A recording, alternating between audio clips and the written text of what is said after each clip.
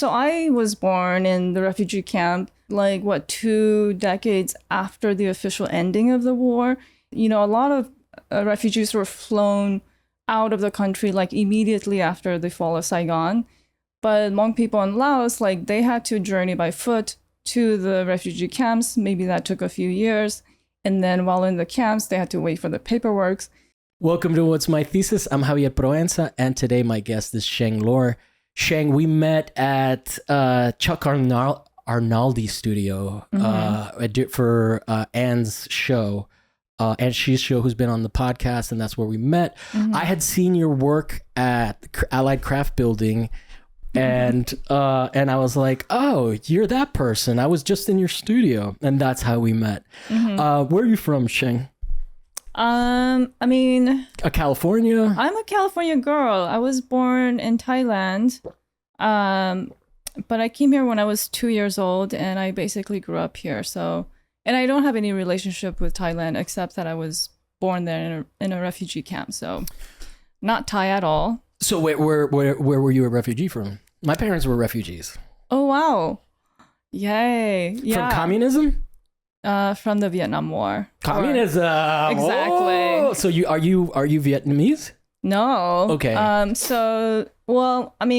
Americans know it as a Vietnam War, but in Southeast Asia, it has many names depending on the country. Whoa, I'm learning. And my parents are from Laos, and in Laos, it's called the Secret War. Why is it called that? Because I guess Hmong people were secretly recruited, and they worked in secret. And even, for example, Congress didn't know that they were fighting for the Americans during the time that they were. And so my parents are refugees of the secret war in Laos. So you're Laotian? I'm not Laotian. Are you Thai? What you said you're not Thai. What is your? So I am Hmong. Hmong. What is Hmong? So Hmong is a diasporic group, ethnic minority. They live in China, Vietnam, Laos. Is this like a displaced community that used to have a land, or is it? I think that's one way to say it. I mean, they are a countryless people, so it's hard to identify them by a nation state. Did they ever have a state or a city state even? No, not that I know of. So how did they become condensed enough to become an ethnic group or a racial group? Is it an ethnic group or a racial group? By condensed, do you mean what identifies them as a? Or no, I mean my understanding of ethnicity, it could be completely wrong, is that usually cultures are formed from proximity to people, to each other. So was there ever a period where there was enough proximity to each other that the culture formed, or is it a racial thing where black people can be traced back to Africa kind of thing? Okay, so I'm terrible with history, all kinds of history. Okay, I'm sorry. But I will tell you just a general idea. So that I think might answer your question. So Hmong people still are mostly in China. So they're an ethnic minority, but I guess a large ethnic minority in China. And they do live amongst each other. And but then they were first, refugees who had to escape China from the Han Chinese, trying to. Okay, that makes sense. So it's more of a Sunni Shia kind of thing. I don't know enough about Sunni Shia to say yes. But... I don't either, but I just mean there's two ethnic groups in a country, and one is the majority and one is the minority. No, so what I understand about China is that there are lots and lots and lots, I don't know, many dozens of ethnic minority groups. Okay. And then there was a time when the Han Chinese were trying to make everybody a Han. Yeah, exactly. Yeah. Either that or they were just chasing everyone out who were not Han. And Hmong people were part of those groups. And while a lot of Hmong people stayed in China, also a lot of them migrated south towards Vietnam and Laos, because those countries border China. And then the Hmong people in Laos are mostly the Hmong people you'll meet in the United States, because they fought alongside Americans in the Vietnam War, and then after that, we lost, they came here as refugees. Yeah. There's a huge Vietnamese diaspora. Actually, one of my friends that I'm hanging out tomorrow with is Vietnamese. And he lived in a small town in what's it called? In Michigan. And I was like, and I did not realize this, but he was like telling me that he saw dancers on TV that looked like him, and he was like, and to me, I grew up in Miami, so everybody looked like me because we were all Cubans, but that was interesting to me. And now he just moved to Fountain Valley, which apparently is like one of the highest populations of Vietnamese people. Where is Fountain Valley? It's in Orange County South. I see. Yeah, but it's really interesting to hear that experience. It seems different than yours because he's like Americanized. He speaks better Japanese. Like now that he's in Fountain Valley, he's like more American than anybody there. Yeah, so I was born in the refugee camp. I would 2 decades after the official ending of the war. And that's because I feel like unlike, I don't know too much about Vietnam, but, a lot of refugees were flown out of the country like immediately after the fall of Saigon.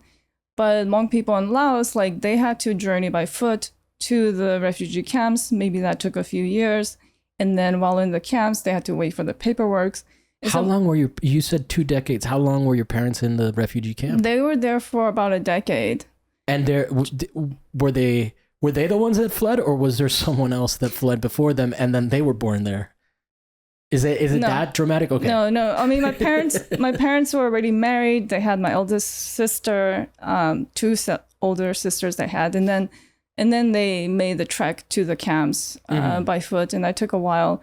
And then in the camps, just the processing of paperwork, I guess, took a really long time. And then because everything, I guess, in the United States had to be approved by Congress. And so the refugees came in different waves. So there's like a wave in 1982, another wave in 1984, etc. And we came in 1989. So anyway, to the U.S. To the U.S. So even though the war had ended in 1975, 1976, it took a decade, right? Yeah. Yeah. So that's wild. Yeah, and even some Hmong refugees came as late as 90-something. So when you go to Fresno, California, you'll meet recent resettled refugees. Yeah. Well, I think Vietnamese and Filipino are the Asian cultures that I have most experience with because I've been to the Philippines and then I worked for a Vietnamese podcast, and I didn't keep getting in trouble. One time I got in trouble for posting. It was literally a clip where someone said the name Ho Chi Minh, and I put it as a hashtag, and my boss was like, "You can't do that." I was like, "But he said it." And it was like, "No, the clip is fine. You just can't hashtag it because," and it makes sense. I mean, it would be like me putting hashtag Fidel Castro on a post. That would piss so many people off. You can't do hashtag communism for this post. No, exactly. But it's interesting like that. Some names are so toxic that even you can't even use them objectively because it's so triggering to people. It is very triggering. Yeah. I'll tell you what was triggering. I read when the whole thing in Gaza started to happen. I had read a book recommended by Noam Chomsky that I really enjoyed about postmodernism and a critique of it, and it changed my worldview. And then I started reading what's the name of his big one? Manufacturing Consent. And I could not read it because of it. Literally, I did not know all the horrible things that America did to the South Vietnamese. They were fucking awful to them. Yeah. And that was I can't read this. I still haven't been able to go back to it. I want to read it. It's an amazing book and it's really interesting. But yeah, there are things we don't know. Yes, so many secrets in Southeast Asia. Yeah. So, okay, I like to get people's art background in a specific way, I like to hear of your first memories where you think back on and you're like, oh man, you actually did it. Before we started talking, you asked me a good first memories of, what was it? Culture shock. Of culture shock. You asked me first memories of culture shock. So that is one that I want to bounce back at you. But first memories of playing with art where you think like, oh yeah, it makes sense that I did this, and then the first moment where you were like, oh no, I am an artist and I can't not be this. Okay. I mean, yeah, I love asking people about their culture shock because I feel like my life has been defined by culture shock over and over again, because not only did I come here as a refugee and like experience electricity for the first time.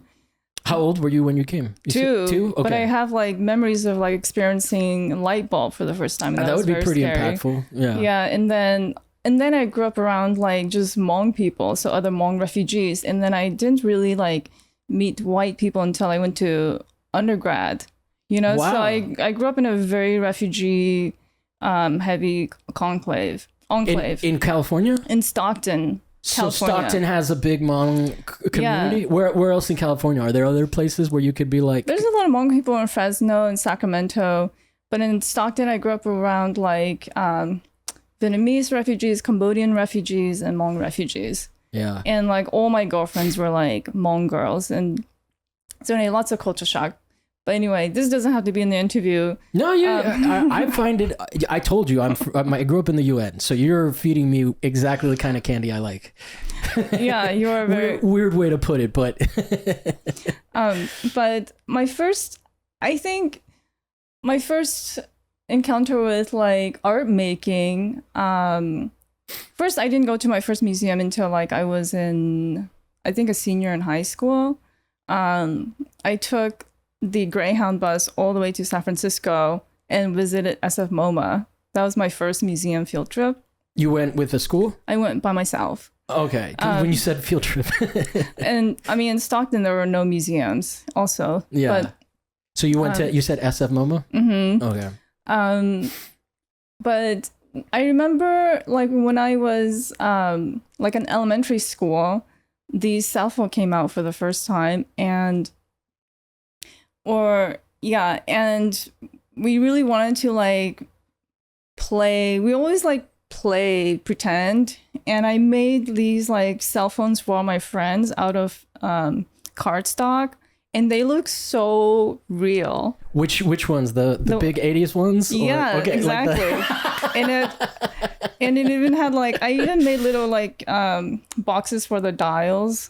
So this was pretty early because you came over 89, right? So then that means that I was in the 90s. Yeah.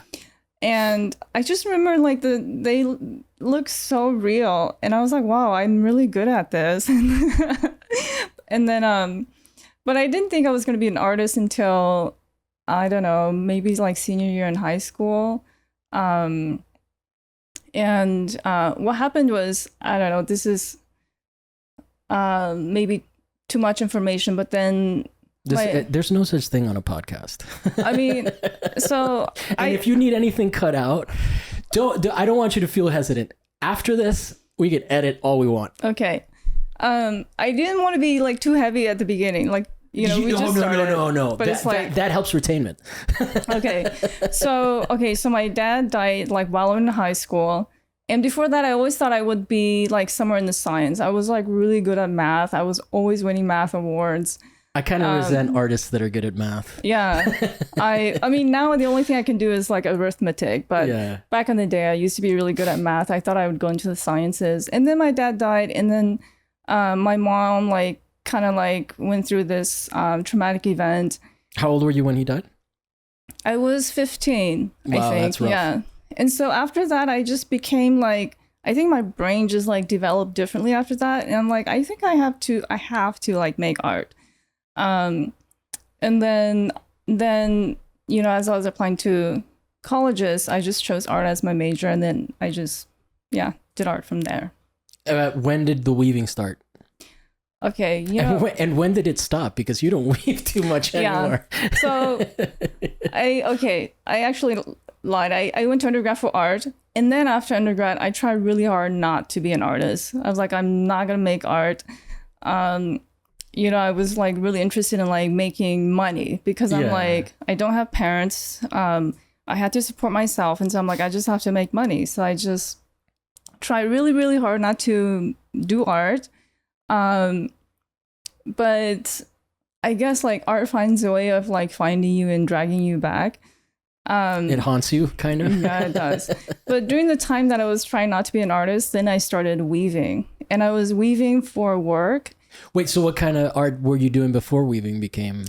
In undergrad, I was just doing like painting, printmaking. Do you still mess with any of that, or are you fully committed to it? Because well, let's describe what you're doing and why I was able to identify your work. So yes, actually, the first piece that I saw of yours was a loom, it's a loom, right? A weaving loom wrapped in different colors, strings and stuff like that, and you have several pieces like that. So that's a very conceptual bent to as somebody who also ends up having to do that kind of thing. That's a very conceptual approach to weaving, to say the least. Was there always conceptual stuff involved? You were making a point. I just wanted to remind people, like have people make sure people knew what kind of stuff you make. I mean, what you just said reminded me and also like thinking back to undergrad. Like in undergrad, I did like figuration, drawing, painting, printmaking. But after undergrad, and because I started weaving, everything just became abstract. I mean, not abstract like. Not always conceptual, but like everything became about pattern and material. And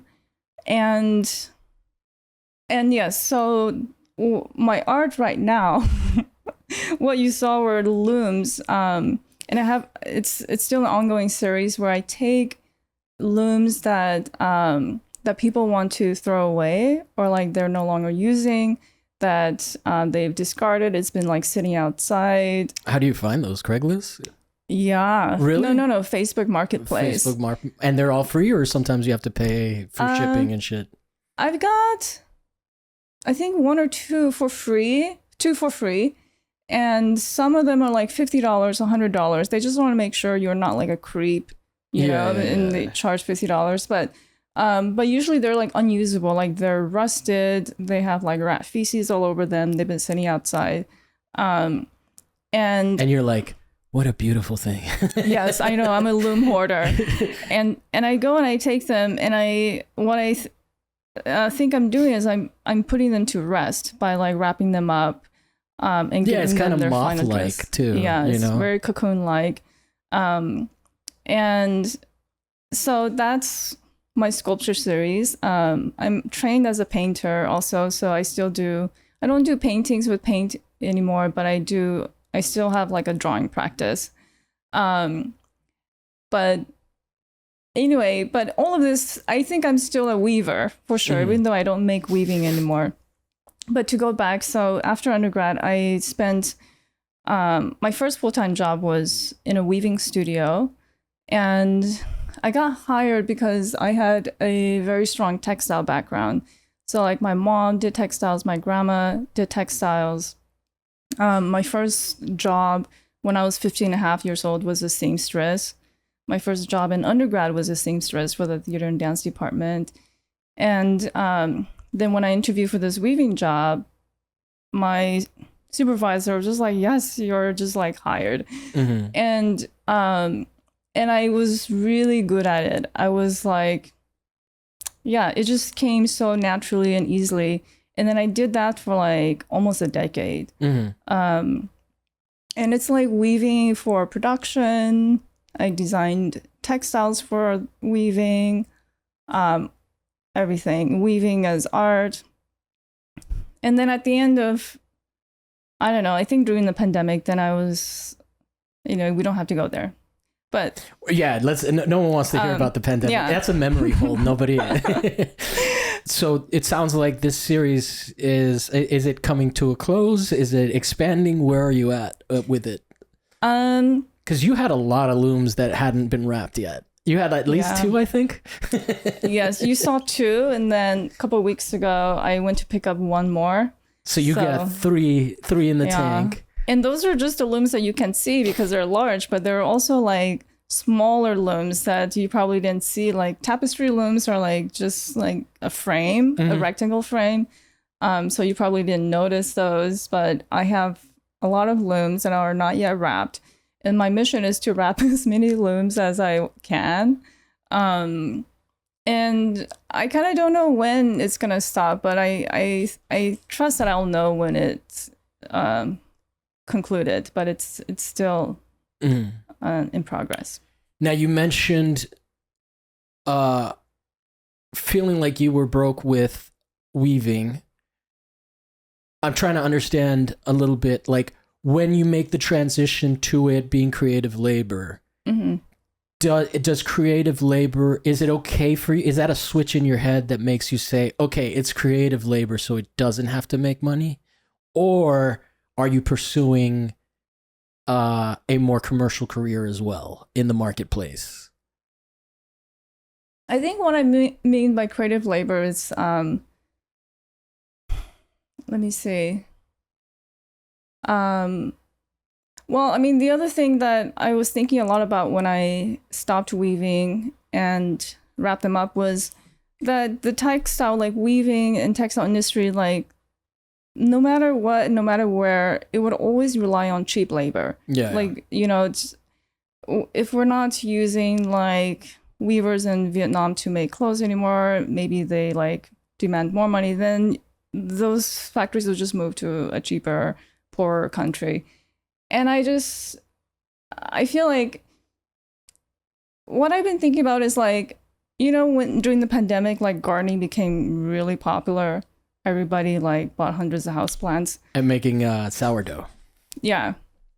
And then I found it funny. There were like a lot of people who were teaching like gardening, and the gardening became a hobby. And I was thinking like, I guess like me as a weaver is like a farm worker. And then I meet a lot of weavers who are like gardeners.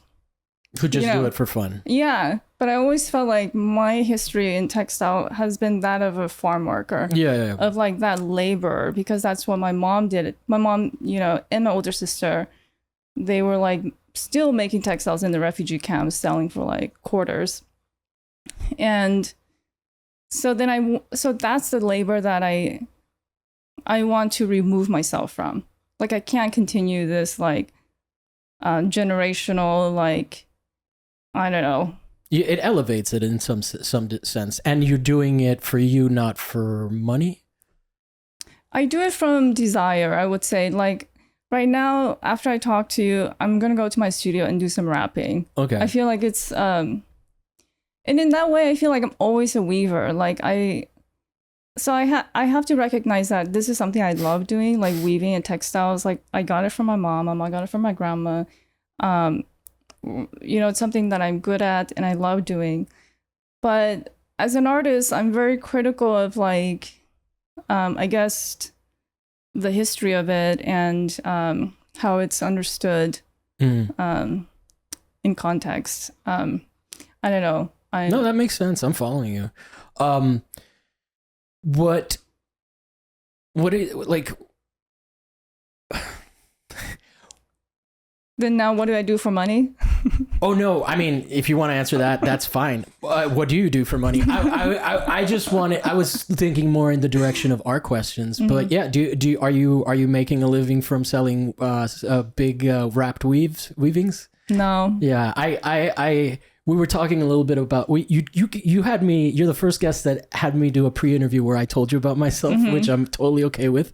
But we were talking about a lot about kind of history and all of that, and it's interesting to me because I'm definitely like, this is the kind of stuff I'd like to hear about people's experiences, you know, like what leads them to make art, what leads them, and it's an interesting story to go from I like this but I don't want it to be a burden, even though I think art making is its own burden, but it's like it's a burden you have ownership, and it's labor you do for yourself more than anything, right? Like ideally, yeah, maybe someone will watch it and like it, but the practice part of it is something that so this claiming of it for yourself is really interesting.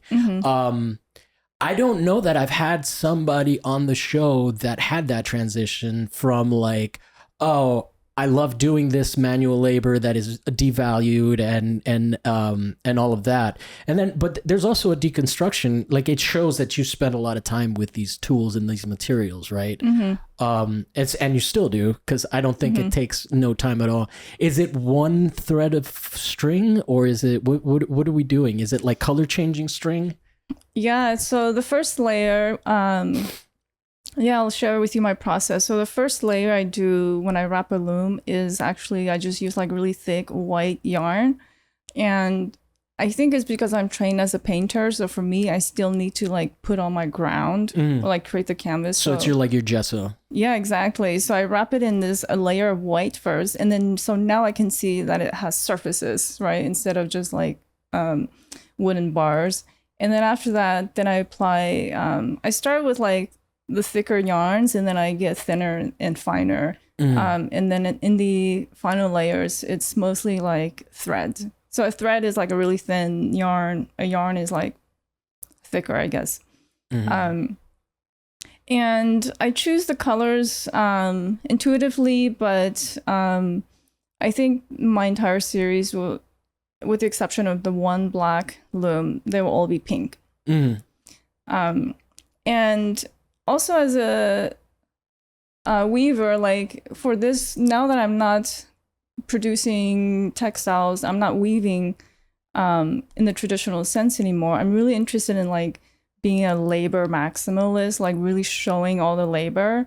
I think one thing that I experienced when I was weaving a lot was like people would be like, oh, this looks like I could get it from Macy's, you know, because it's so well made that like it looks like it was like machine made.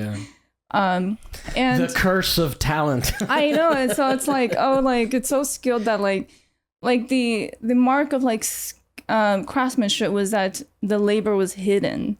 You know, you can't see the hand. And so then because that was like, I don't know if it's traumatic, but that was like, that's not what I want to do. So now I'm just interested in like really showing all the labor. So when you see my work, I hope that like one thing you can see is like the amount of labor that went into it. Tell me a little bit more about culture shock, because I think that there's something here that ties into this particular series as well, right? Because yeah, you had the qualifications, but it also seems like there's an expectation and a limitation that comes with being stuck doing something like that, right? Like it seems like you like the practice, but you don't like the job. Is that a fair assessment? Or you don't like how the job treats you?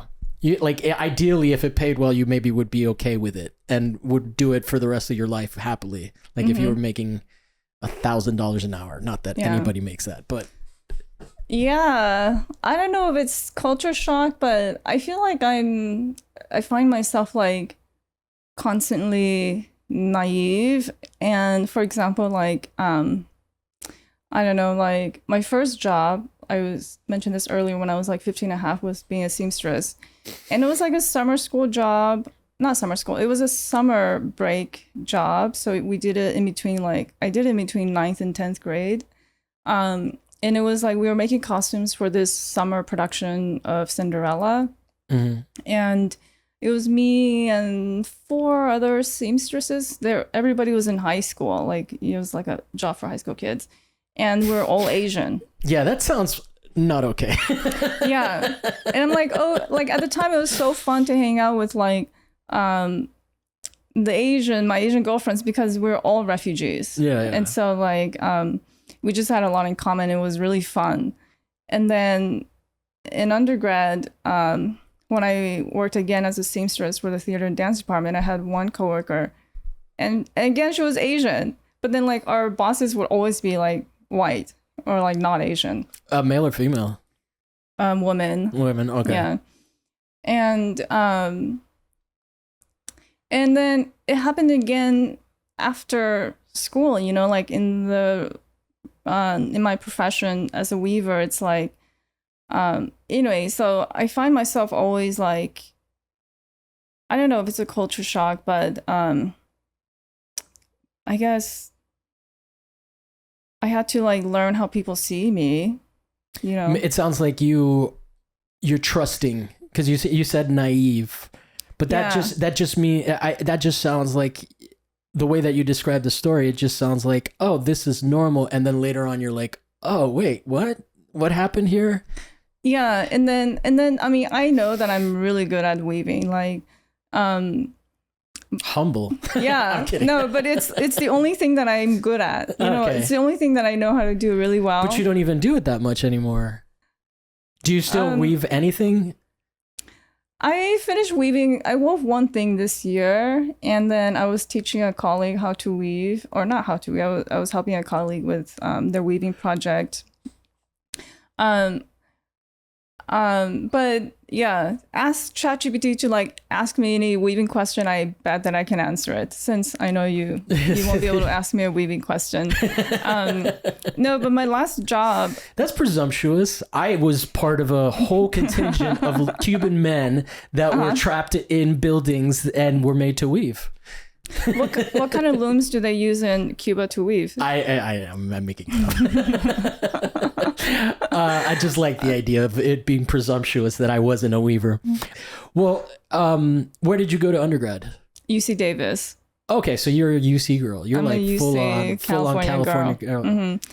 Davis. What's Davis like? Because I know Santa Barbara is like a chill party school on the beach. Davis is super chill, very painting heavy. And when I was there, like Wayne Thiebaud was still teaching pro bono, like he had retired. And so like that, you know, there's a legacy of like pop art painting there, very figurative painting. But yeah, I don't know. It's pretty chill. And a lot of faculty like commuted from the Bay Area, I guess. Yeah. Are you happy with your education? Any complaints? I mean, I wish I took it more seriously in my undergrad. I mean, undergrad was a culture shock. It was the first time that I heard like the Valley accent. Oh, really? Yeah, because in Stockton, nobody had a Valley accent. And when I I got to undergrad, I'm like, what is this type of English that people are speaking?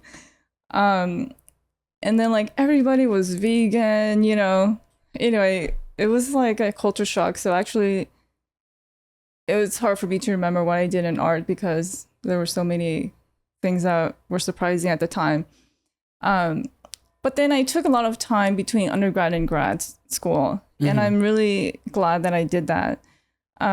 So that when I went back to school at UCLA, like it was an amazing experience because I think I took so much time off. I knew, you know, almost exactly what I wanted. And yeah, it was just like a great like 3 years. I feel like grad school was like a gift of time. Yeah. And space to. I just went to Dina Novak's closing, and she was like hanging out with all her peers, which were like in their 20s and stuff. And I was just like, oh, you guys are bonded. Like you get to bond when you don't have to go to work every day, you know? And that's I think I told you that before we started recording, I lost my friend recently to opiates or to whatever. I'm guessing fentanyl. And it was a hard one because I know I'm never going to be that close to someone again because we were kids together. We were high school kids together. We got to do nothing all the fucking time except just hang out. So yeah, that is a very specific experience that I think that like you forget about, and then you see people involved in it and you're like, oh shit, that's like what it's like. Yeah. I mean, like I worked... Like before I went to grad school, I was working like at least 2 jobs all like frequently. You know, I had my full-time job and then I would work on the weekends and then I would like weave for myself or for others in the evenings. And then I went to grad school. It's like, you didn't even have to work. It was like the easiest time of my life. Yeah. Like, you just had time to like think and make That's friends. valuable. Yeah. Yeah, which is very valuable. I think everybody deserves a time in their life to do that. Yeah. And I was very glad I got it. Yeah. Yeah. Especially our parents at some point. Yeah, exactly. Of that generation. Like, you could learn how to relax a little bit. Yeah. Yeah. I mean, they're not going to, but yeah. I don't know about white boomer parents, but immigrant parents are very, very intense. Yes. What are your ambitions in the art world? Are you looking to be a commercial artist? Are you looking for representation? It's hard with your kind of work, obviously, like as somebody who used to make performance sculptures that perform for themselves, and you know, like, who's gonna put that in their fucking house and have it running, you know? So your stuff is a little bit easier because it's beautiful. Oh, thank you. But like, are you looking for representation? I mean, you're working with Apoko, which is definitely wants to be a commercial venture, and and is probably better at making money than I am with a podcast. So I am superstitious. Hmong people are very superstitious, and if I say it aloud, then it might not come true. Oh, okay, never mind. So I can't say it. I can't tell you. Well, tell me about superstitions. What other superstitions? Oh my gosh. So another like very common, like widely believed superstition, especially about like artists like singers, musicians. It's like, if you have a talent, you can never brag about it. And you cannot like, because if you brag about it, then like the spirits who are envious will come and then capture your soul, and then you'll get sick. So there are no Hmong rappers. There are Hmong rappers. Best. Yeah, I know, right? And how this shows up also is like, it's so funny because like when you go and visit your friends like newborn, and newborns are like so cute, you cannot say like, oh, your baby is so cute. You have to say like, oh, this baby stinks like a pig. Oh, wow. And it's like, it's a way of like speaking so that you don't attract like evil spirits who might be envious and then make you sick, or, you know. So I grew up in Rome, so my worldview is very based on that Catholic guilt thing. What is because my understanding from talking to Anshi is that Taoism and even I went to see some of her, she did a screening of like, it was amazing, a screening of Chinese or Asian postmodern video, which is like something that I hadn't experienced, and it was really interesting because from our interview, I was able to be like, oh, so there were like people just doing Tai Chi in a park randomly, and it's interesting, all of those cultural things that are so foreign to me. Where you know, in Cuba there's a santeria that comes from Nigerian slaves. They brought their kind of, they merged their belief system with the Christian system, and then all their gods became saints. This has happened many times throughout Catholicism in different cultures. This is just what happened in Cuba. And so there's a San Lázaro. Every time I lose something, I talk to my mom, and she's like, Taya San Dimas. And my mom was not a practicing santeria. She was not a follower or adherent to that shit, but she would never fuck with that. And I was like, and I talked to her because I've said this on the show before. I was like, hey mom, is that because the stuff is gross because it'll be like a chicken leg or an apple, or is it because you're afraid of upsetting the ghost? And she's like, both. Yes. So where do these superstitions come from? Like, is it Taoist? Is it Buddhist? Or is it not something that I don't know about at all? Like, what are the foundations for this spiritual fear? So, I mean, Superstition. Hmong people practice like shamanism. So we have like, you know, there are a lot of Hmong shamans in the community, and I guess from shamanism, like there's just a really strong belief in spirits. Like everything has a spirit. Your body has multiple spirits. You know, the land has spirits. Is there a monotheistic deity in this world, in this perception? Okay. And every family practices it differently, or a little bit differently. So, yeah, and there's just so many spirits everywhere all the time, swimming in the water, hiding behind a rock, inside a rock, behind the tree, up in the tree, that it can be very traumatizing. And spirits are like, they're good spirits, there's evil spirits, but mostly they're like just chaotic. They're like lawless, you know, so they can like, if they see that you have something they want, they'll just take it from you. Or sometimes they can be helpful. And so I think how that shows up is like I don't believe in ghosts, but I'm terrified of ghosts. And how do those two things exist together? I don't know. No, I get it. It's like if I watch like a horror movie, I will have to like make sure someone is with me when I go use the bathroom. Yeah, I don't believe in ghosts, but I can still get scared as shit in a fucking empty dark house and be like, I don't know about that. Exactly.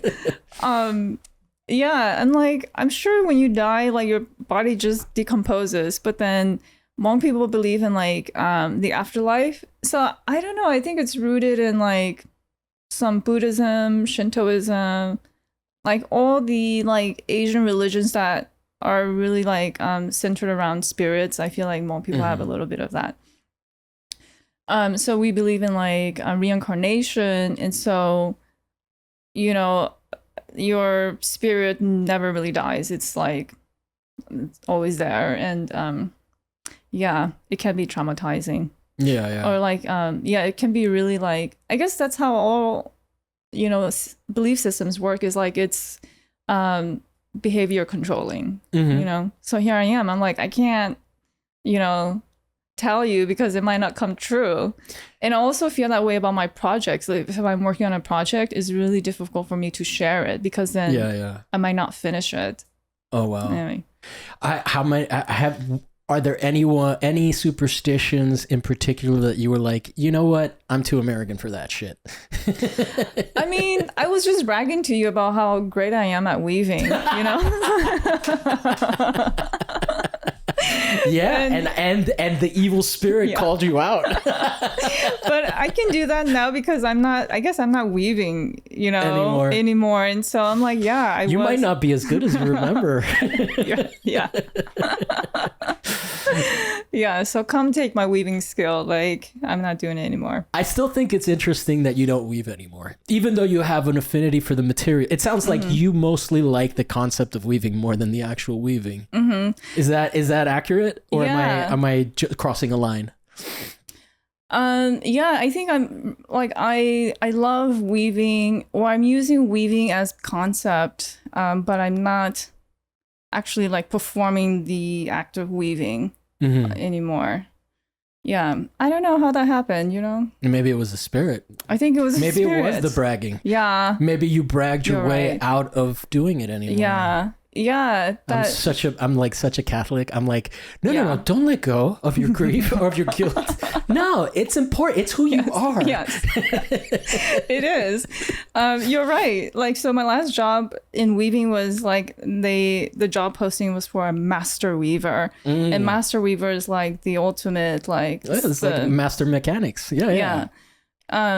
And that's what I was. And I think maybe I got too cocky and now I just don't weave, or I can't weave anymore. Yeah. I feel like a weird push to make you weave because you love it so much.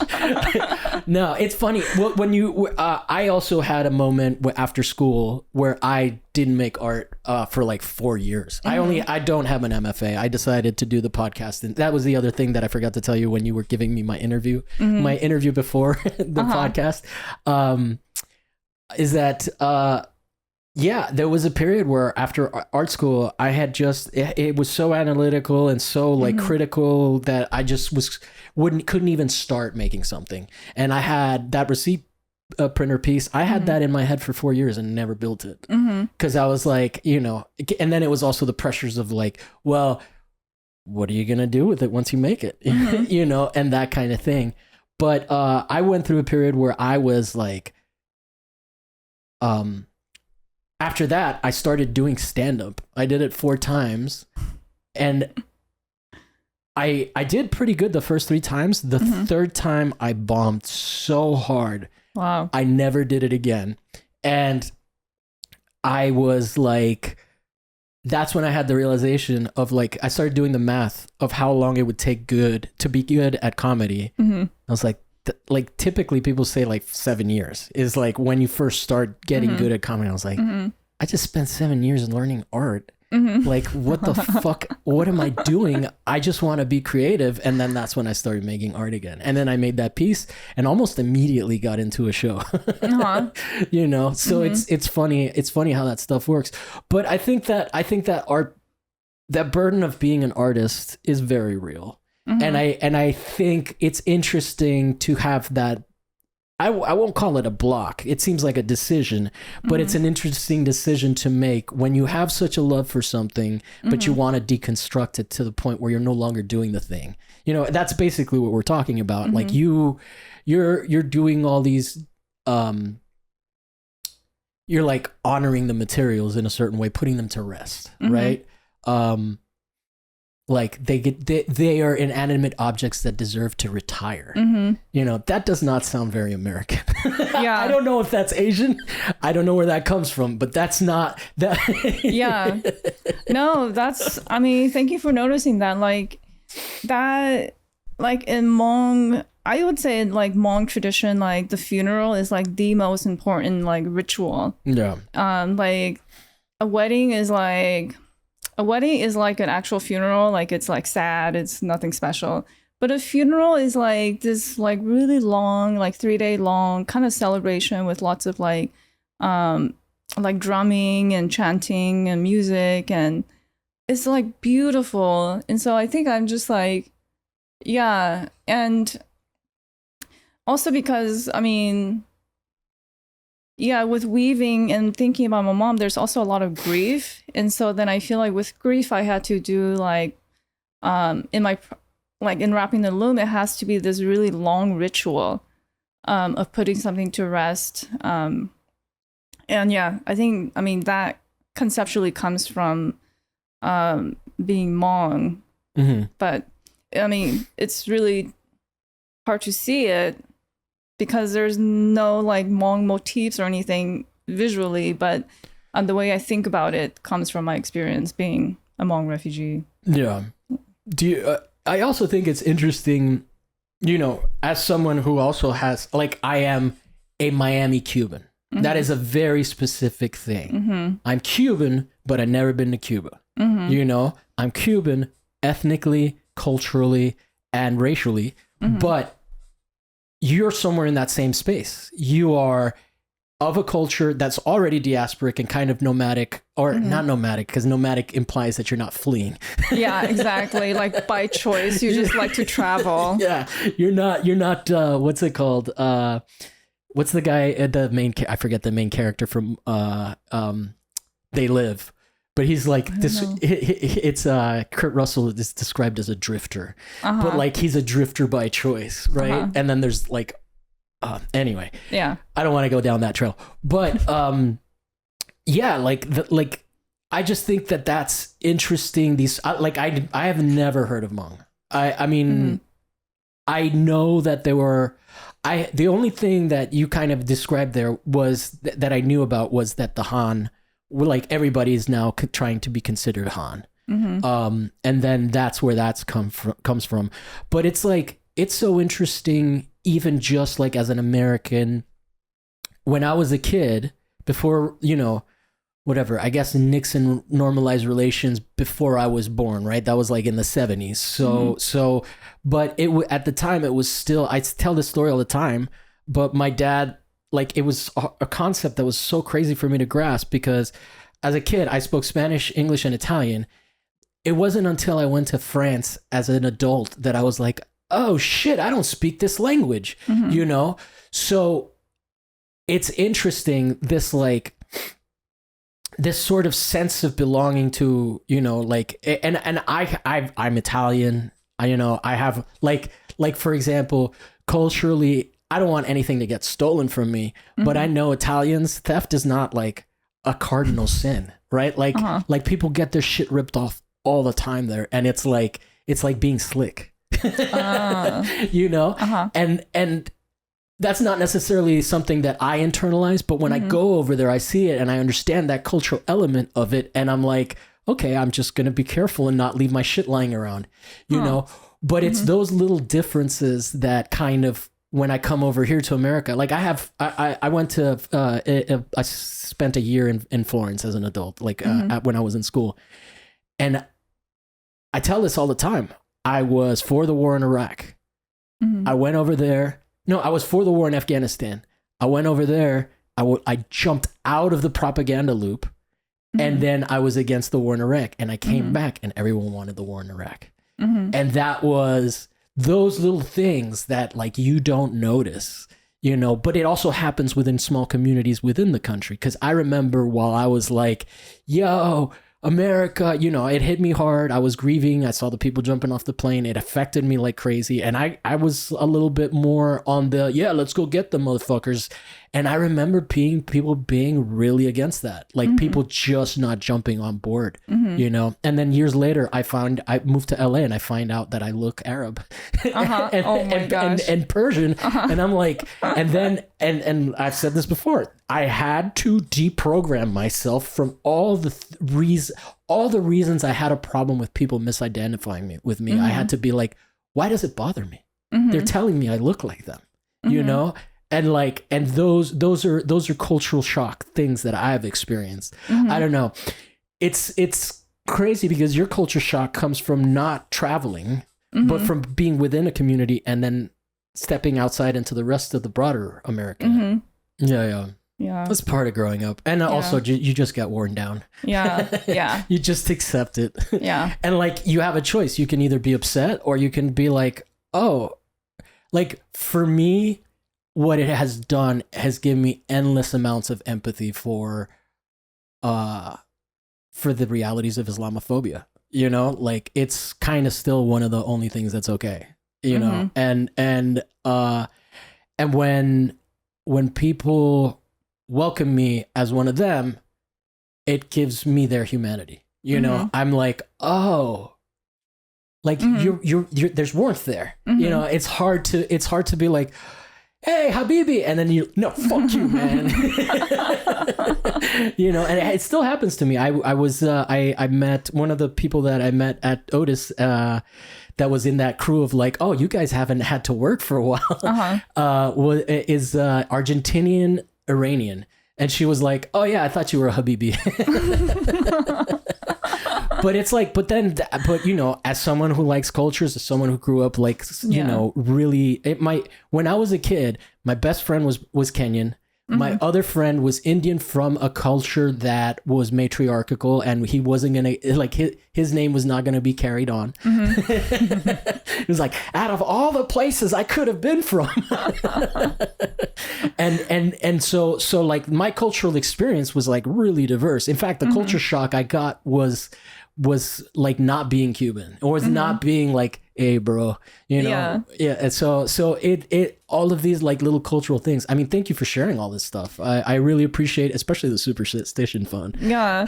I mean, I feel like what you're saying and what I'm saying is like, no matter where you are, you're far away from home. Yeah. You're like far away from Miami right now. Yeah. Like California couldn't be. And even further. When I go to Miami, it's not the same Miami I grew up in, you know? It's, the drugs are different, you know? Is that what you miss, the old drugs? I miss people not dying from pink Tusi. Yeah. Did you see that influencer who fucking wrecked her car? Oh my God. There's crazy shit going on down there. And there's always designer drugs. Like it's that's the culture there. I don't resent it. I miss my friends, you know, that are not around anymore because of it. I still, you know, it'll still hit me. Yeah. And that's why, like, you know, before the whole thing, we were talking a lot more politically about stuff, and I was kind of just telling you like what I think politically as a result of where I'm from, you know, and of my experiences. One of the things that I said is that like a lot of people don't understand what it's like for all of society to crash, to like be unable to depend on anything but the people right next to you. And I think that changes your perspective on a lot of things. Yeah. You know, whereas like LA, yeah, there's been blackouts and there's earthquakes and shit like that, but it's not a seasonal thing where every year the power's going to go out and you're going to have to depend on people. And like I was saying to you, you've got shit and other people don't. And then how do you negotiate that when there's no police to protect you, you know, and stuff like that. But I think that coming to LA, the experiences here have broadened my understanding, because I interview people who grew up in gangs and shit like that, you know, and as much as I say Miami is a psyop because of its politics, and, you know, the diaspora from Cuba was kind of a brain drain operation as well, and all of that, like I come over here and I think about crack and I think about all the shit that people have been here. I'm like, damn, yo, LA is no joke. Like LA, being a kid in LA, like that's why I never claim it, because I am a pussy. I am a bitch. I know how I'm an upper middle class kid who did a lot of drugs, and that made me a thug, you know? But like I was not a thug getting picked on by fucking gangs out here, you know? And I know David Kim, when I interviewed him at BG Gallery, that's like, he was Filipino. He's Korean. He joined a Filipino gang because that was the only way to, like, you know, have solidarity against this shit that was like not even necessarily coming from the people themselves. It was kind of like, hey, why don't we flood this place with drugs and guns, you know? Yeah, well, anything that we can promote for you, any upcoming shows, what's your Instagram, where can people find your work? So my friends tell me that I should change my Instagram handle to Sheng Wove, but it's still Sheng Weaves, present tense. It's Sheng _weaves. Oh, because you don't weave anymore? Yeah. I don't know, man. It sounds like your friends are being inhabited by evil spirits that are just haters. I know, exactly. I still weave. Yeah. You can weave in your head. Yeah, conceptually. I saw a thing recently where someone said that, one of those clickbait things where it was like, physicists still don't know how knitting works, and I was like, I'm not gonna give you the click. Yeah, I know. I'm like, that just sounds bullshit, but yeah, so much of it. And I think when this episode comes out, I'll have a show with Alt Projects, which is a project space in Arcadia, but they're doing a pop-up show somewhere in Buena Park.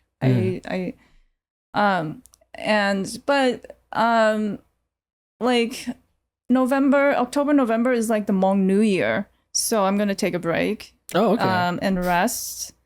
And then that's it. Cool. Well, this will probably be out during your rest. So when you guys see this, just picture her relaxing, shedding that generational trauma. Exactly. And being stalked by spirits. Yeah, that never stops. Oh my God. If this was another interview, if you were interviewing me, we'd be talking about my shit. So don't feel bad. There's plenty, and it comes out a lot on the podcast. So no worries. Well, thank you guys for watching. I really appreciate the support that I get. Like and subscribe and comment. Even if you listen to the show on audio, if you want to subscribe on YouTube, that helps us too. We want to get that monetized. We're like 267 away from, wow, that was good math. I'm not that good. 267 subscribers away from being monetized, which would be cool. And we have the Patreon. We just got a new Patreon subscriber, and we're at $22 a month, which is exciting. Yay! I feel validated. If you want to support us, you can become a member. And here's a patron scroll. Thanks to all these people on it. Thank you to those guys. They're very heavy hitters in the art world, and I really appreciate their support. You can join them and be another heavy hitter. $5 a month gets you early access to episodes, which I'm enjoying doing because it's like, I don't know, it's really cool to just get shit done weeks ahead of time instead of last minute. So that's good for me on that end. But yeah, thank you guys for watching. Thank you, Sheng. Thank you. And we'll be back next week with another guest and another topic that may or may not be art related. Bye, guys. Woo woo.